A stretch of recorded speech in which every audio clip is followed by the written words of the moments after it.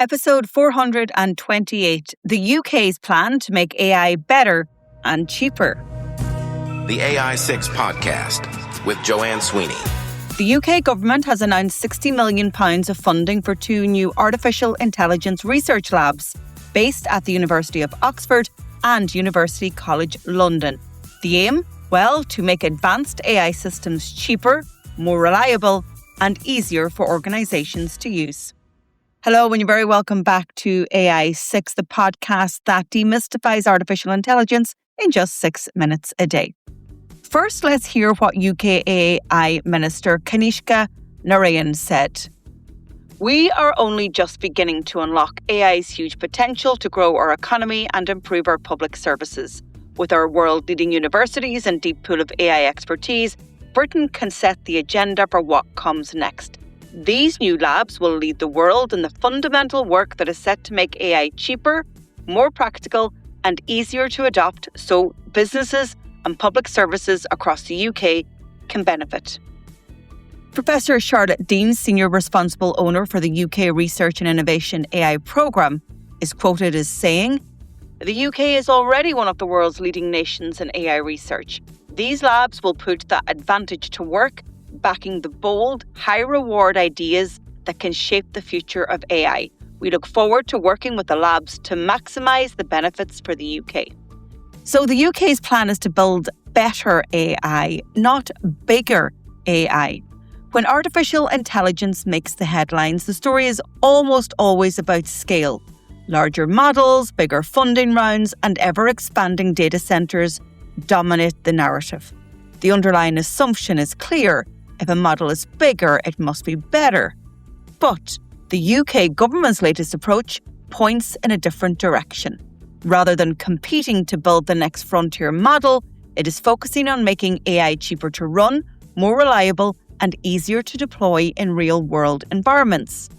That shift may lack the spectacle of a new model launch, but it speaks to a more mature phase of AI development. You see, one of the biggest misconceptions about artificial intelligence is that progress is primarily about capability. But in reality, many organisations already have access to these powerful systems. The real constraint is operational. AI remains expensive to run, difficult to integrate, and at times unreliable in practice. I'm sure you can identify with that. Until those barriers are addressed, widespread adoption will remain uneven. And this is where the UK's investment becomes strategically important. The research effort is aimed at redesigning how AI models are trained and deployed so they require significantly less computing power without sacrificing performance.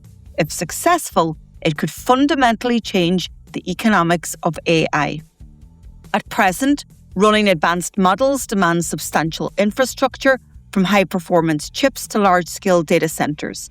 These costs are manageable for global technology companies with deep capital reserves, but they are a significant barrier for smaller organisations, researchers, and much of the public sector.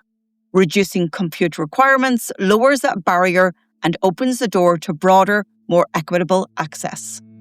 And we've seen that pattern before. Early computing systems were prohibitively expensive and accessible to only a handful of institutions. Mobile phones followed a similar path, evolving from luxury devices to everyday tools. Cloud computing then removed the need for organizations to own and maintain their own infrastructure. In each case, efficiency and accessibility, not raw scale, drove mass adoption. And artificial intelligence now appears to have the potential to enter the same phase. The next wave of innovation is likely to focus less on making models dramatically larger and more on making existing capabilities usable at scale. Reliability is the second critical pillar of the UK strategy. Despite rapid advances, AI systems still produce errors, hallucinations, and inconsistent outputs. In low-stake contexts, this is manageable, but in healthcare, in scientific research, or public administration, it is not. As AI becomes embedded in essential services, trustworthiness becomes as important as performance. So the UK's approach signals a pragmatic positioning in the global AI landscape. Rather than attempting to outspend the United States or match the infrastructure scale of companies like OpenAI, Google, Anthropic, or Meta, it is investing in research that could make AI more efficient and more practical.